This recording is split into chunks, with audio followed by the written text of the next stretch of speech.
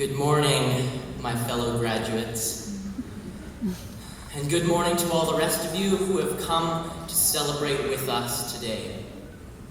It is such an honor to have been chosen by you, my class, to speak to you and to be your voice to everyone else here. It has been a long process thinking and praying about what to say to you all on this very significant and special occasion. And it all started in our school's lovely library. You see, I sat in the library pondering this speech, wondering, what can I possibly teach? What can I say that you haven't yet heard? What's a valuable, true, and inspiring word? As I wondered and wandered among students learning, I noticed the fish tank, and my wheels started turning. Here were some fish in a watery box, furnished with plants, a ship, and some rocks. In this tank, they are cared for. At least that's my conjecture. And that's when I knew how to start off my lecture.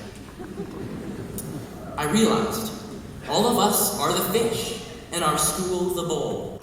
And then I knew how to link our class as a whole.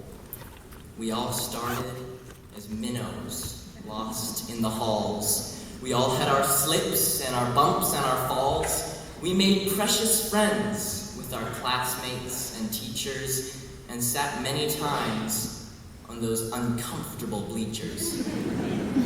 We all swam together as a school of fishes, feeding on facts, numbers, skills, words, and wishes.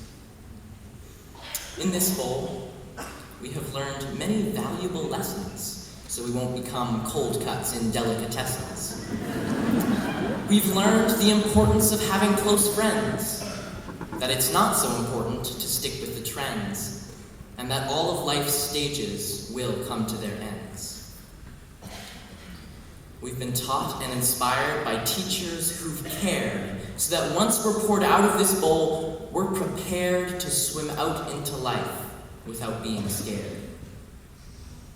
So, we're finally here, and it's quite the sensation. But, although we have all reached the same destination, our paths have been different. I have seen many kinds, and that's because we all have such varying minds. Some of us may have spent endless hours on math, feeling hopeless and stuck till it filled us with wrath. For others, it's history that gave us pure dread, with those names and those dates swirling round in our head. When we had to learn Hamlet, some liked it a lot, but for others, to pass or not to pass was our thought. Some of us preferred to work with our hands, fixing cars in the shop, playing tubas in bands, throwing balls into hoops, or creating a cake. It's fantastic what marauders have worked hard to make. So, although we're all here, we didn't take the same road. It was sunny for some, but for others, it snowed. And that doesn't stop here. Once we're all through this door, our paths will all vary remarkably more.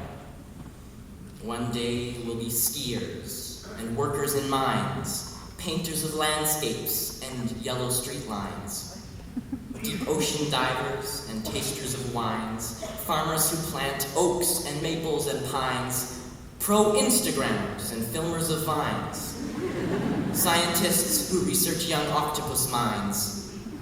Some of us will be tuna, who travel in teams, and some will be salmon swimming up streams. Yes, the future is bright, like the rays of the sun. These past months I've been eager to finally be done, so I almost forgot to look back on the fun and the teachers and classrooms and friends that I'll miss. And then I told myself, don't forget all of this. And so I've begun to look back and remember all I've taken for granted since that first September. I've taken for granted the teachers who've cared, who always encouraged us when we despaired, We've had teachers inspire us because of their passion, and others surprise us with their hip sense of fashion. Their incredible talents, which were out of our reach, were sometimes unrelated to the subjects they teach. Like a math teacher who beats us all at basketball. I've also taken for granted each friend who lets me be me, doesn't make me pretend. Even in our huge school, friends never are far, and you always can trust they'll have room in their car. We've talked about homework, crushes, heartbreaks, made memories out of embarrassing mistakes.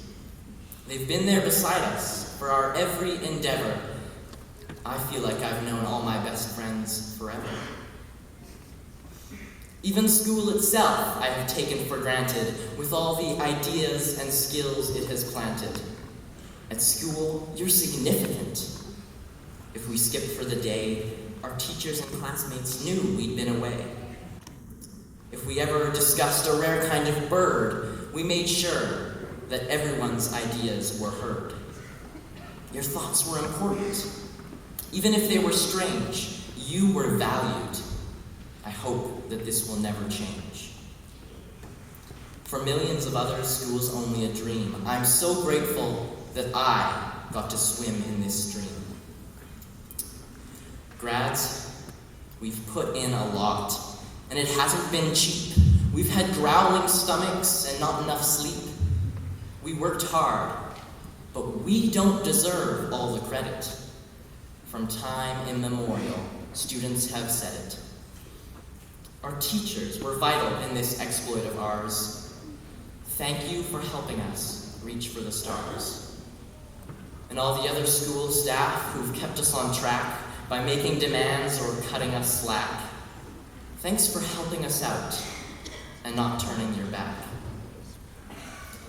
And surely, the most important of all, those people who pick us up each time we fall are the parents and mentors who've been there to raise us, who've been there at concerts and sports games to praise us.